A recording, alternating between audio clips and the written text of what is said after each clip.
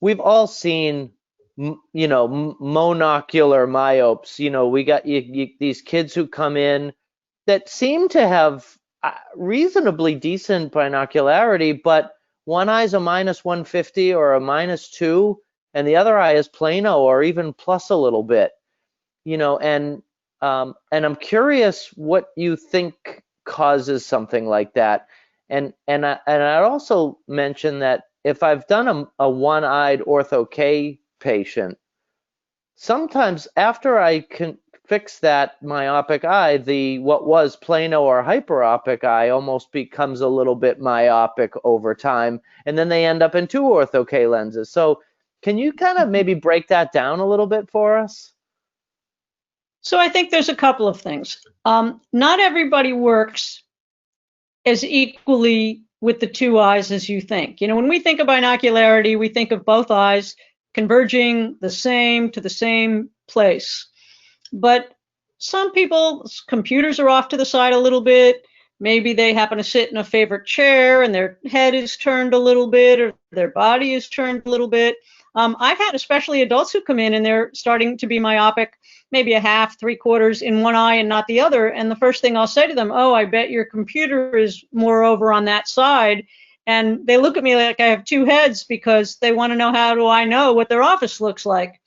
And I say, well, if your two eyes are not trying to work equally, never mind that they may not have started out with the same skill, it's going to show up over time. And so I do think there are some postural issues to it. I also think that, your system is always going to try to preserve clarity as best it can. And I do think that some patients who develop astigmatism, in some cases, I look at that as, you're trying really hard to have one channel at least that's clear and one channel that becomes unclear. Unfortunately, after a very small amount, it just kind of messes things up everywhere. But I look at it that way. And I do think that sometimes if they become myopic in one eye, the question really becomes, did we see them at an earlier time when they may have been more hyperopic in the eye that did not become myopic? And so there was an imbalance there. It's just not one that was interfering or that they noticed, because if someone is, plano and +1, they're not going to complain. And then by the time they come to you, now they're plano in the other eye and -1. And so we don't know that. But I do think that when you see that, and then you do, for example, ortho K, and now the other eye starts to become myopic, the question is two things. One, is the system trying to level itself out? So I would much rather have a patient who's becoming -1 in each eye than being somewhat anisometropic. In other words, if they're going to be plano and -1, it's not a big difference, and it's not that they can't fuse, but that balance point, if they're going to become a little bit myopic in both eyes, that may be the way that they can establish better binocularity. That's one. And then I think the other is that if you are taking away that myopia in one eye, the question is, why did they develop myopia at all, even in one eye? And I tend to look at a lot of myopia as an adaptation to some level of visual stress. Yes, there can be genetics. Yes, there can be nutritional factors, but there's a lot of a lot going on with the kind of environment that you spend time in. And so because of that, if you take away that adaptation, they have to make it again. In fact, I think that's one of the issues that sometimes happens when we do prescribe for the myopia, even in both eyes. If you give someone the -1 on each eye and they develop that -1 to help at near or to relieve some kind of binocular issue, then now they have to go and do it again.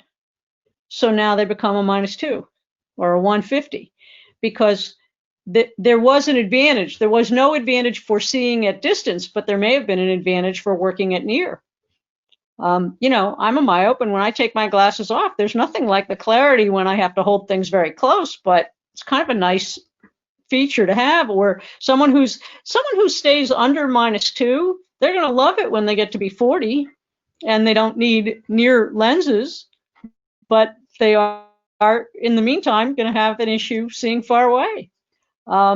And so I think when you take that away by doing the ortho K, now the other eye starts to become a little bit myopic because they're needing to make that adaptation on some level, but maybe because you've also now balanced the eyes from an acuity standpoint, maybe they don't get too myopic because now they can establish, maybe they are establishing some better binocularity, and also just the way the ortho K lens changes the cornea. Are they developing a little plus there for near, potentially in the reshaping of the cornea?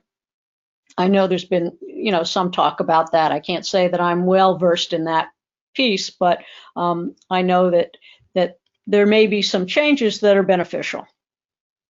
But I'm not surprised that then the other eye starts to become a little bit myopic, because they became myopic to begin with for some reason, especially if they're a little bit older. If you have a 6-year-old who's becoming myopic, depending on their family history and depending on the activities they do or don't do, if they're, spending time outdoors, if they're not spending hours on end on near activities, that may be a little different situation. But if I have anyone in my office who's, let's say, 12 and up, 12 to 15, and they're becoming myopic, I have to tell you, I look at that as 95% environmental.